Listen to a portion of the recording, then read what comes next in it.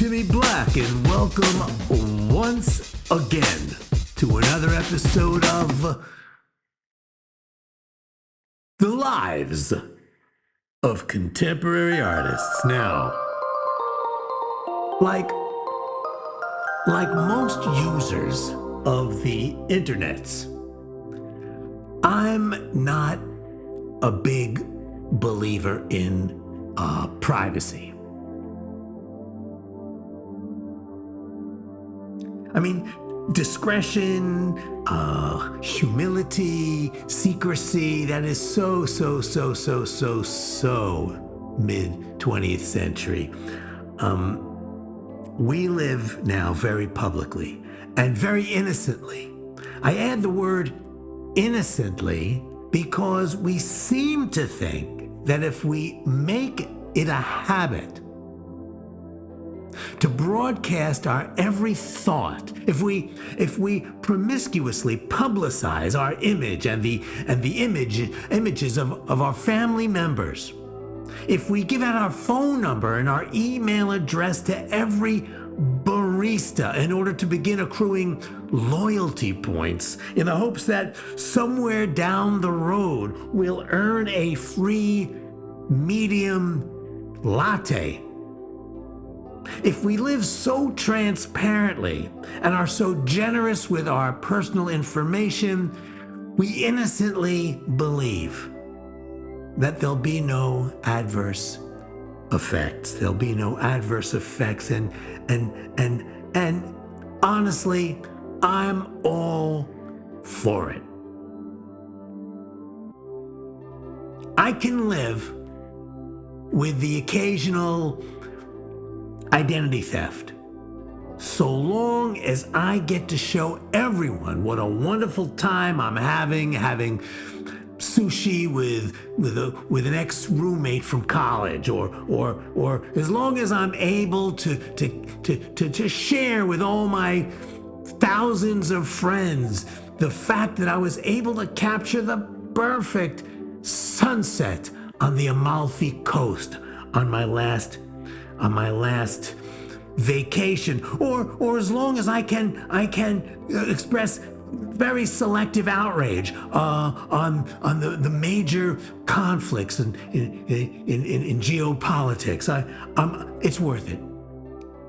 So please check out my Instagram and my LinkedIn and my X account and my Substack, and of course the podcast, and be sure to click like and please subscribe. Now, what I'm really getting at is the fact that I love to read other people's mail, especially if they're artists.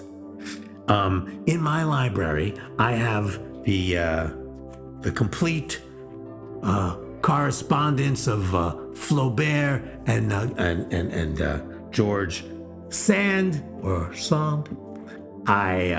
I have the letters of Paul Cézanne. I have what else do I read on my lap here? I have the letters of Gustave Courbet. I've got Courbet's letters. I like reading other people's mail. And I've got somewhere in the stacks here, I got the letters of Saul Bellow, and I've got this really rare book. It's the complete postcards of Mika Carpentier. It's a wonderful book. It's pretty and it's interesting. But there's a very new and exciting genre out there that you might not have heard of.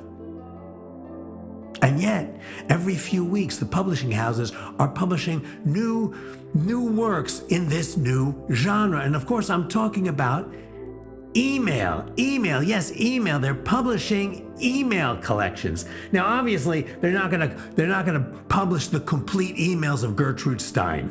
Obviously. But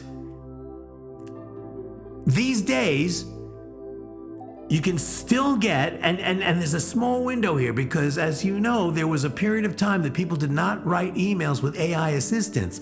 So there's a small period, a sweet spot of contemporary history where full sentences had been carelessly composed by real people and people of consequence. So on my nightstand, I have the complete emails of Ruth Bader Ginsburg. They're fascinating. And I also have, next to that, the digital missives of Frank Stella, which is the missives. So it includes texts. It includes SMSs, and then in a very intriguing twist, I have this book called Letters of Recommendation from Iowa Writers Workshop Instructors, which include only those recommendations that were submitted via email, or at least that's what the preface says. Anyway, it's a new literary genre. It's very exciting, very, very exciting. That is to say, it's very exciting when it's not very boring or tedious or repetitious.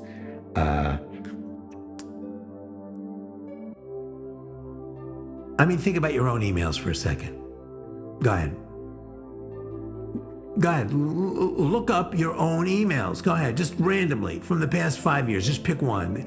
And I'm just going to guess that you're not at your most lyrical when you're explaining to a manager at Costco why you're unhappy with the $800 dishwasher that you bought last week. That's probably not a great work of literature, but you know what? We're not all poets. And speaking of poets, let's see.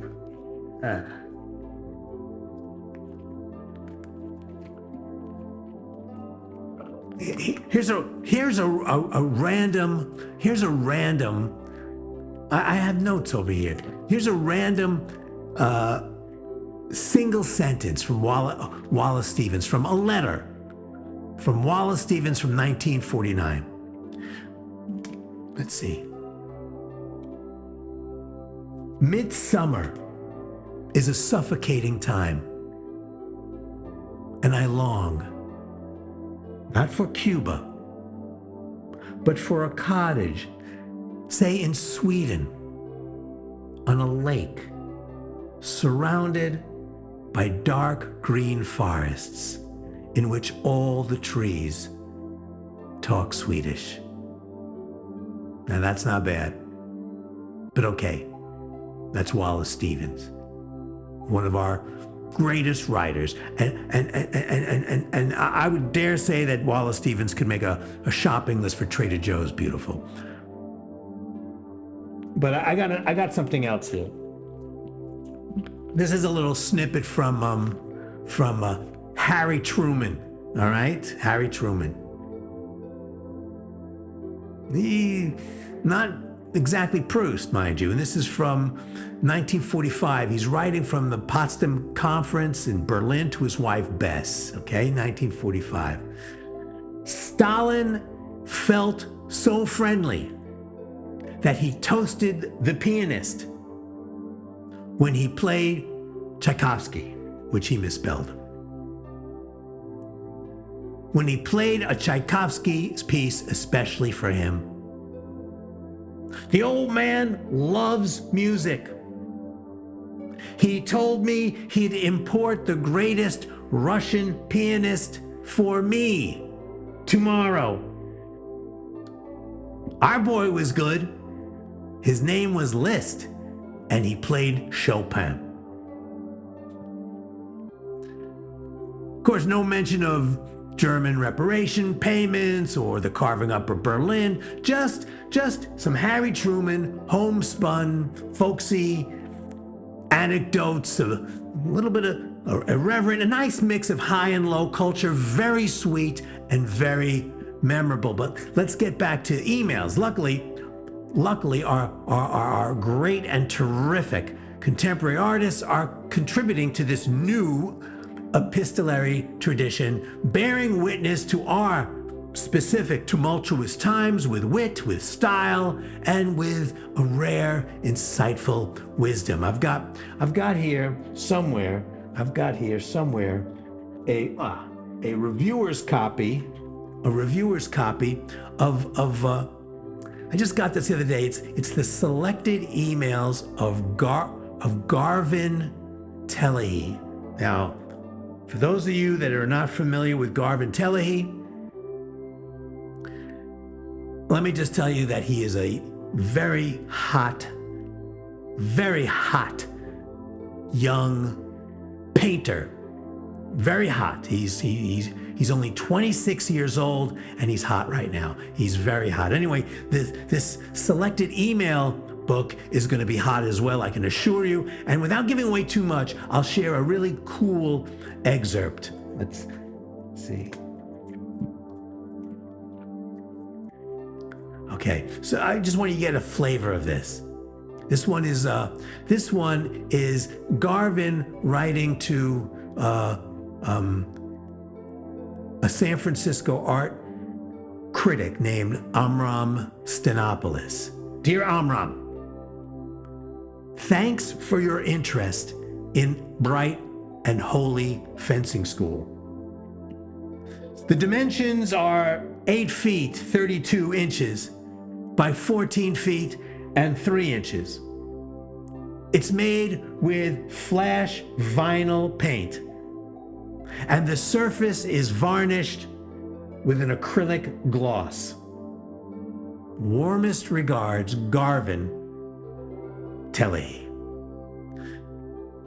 Now, this note was dated August of 2024, a full 2 months.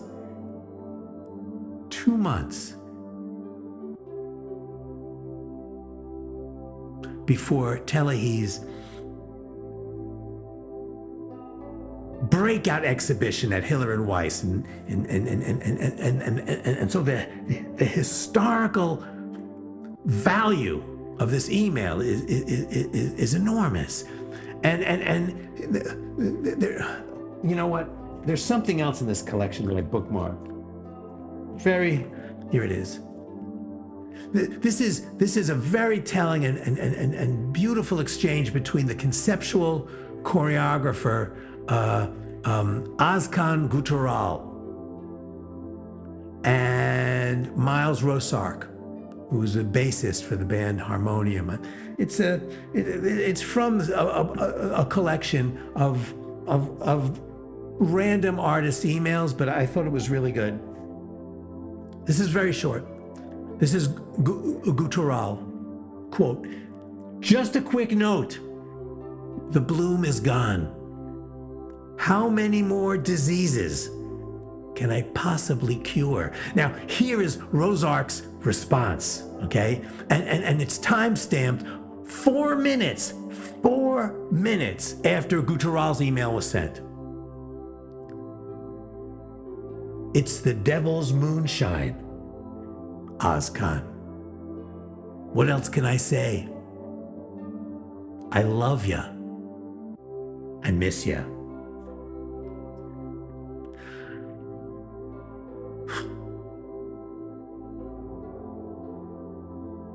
I don't know. I don't know about you, but I find the immediacy in these short exchanges nothing short of stunning. If this is not evidence of an incredible literary innovation, I don't know what is. And I just pray to God that AI doesn't ruin this as well. Now, I'd love to hear how you feel. I'd love to hear how you feel about this. So, you know, sometimes I do these podcasts and I don't know if anyone's listening. I don't hear from you. I just put it out there. So really, I want you to send me an email. Send me an email. And maybe, if you tell me how you feel in this email, maybe you will be immortalized in the future in a book that I might be compiling myself, which has the working title of Emails from the Lives of Contemporary Artists.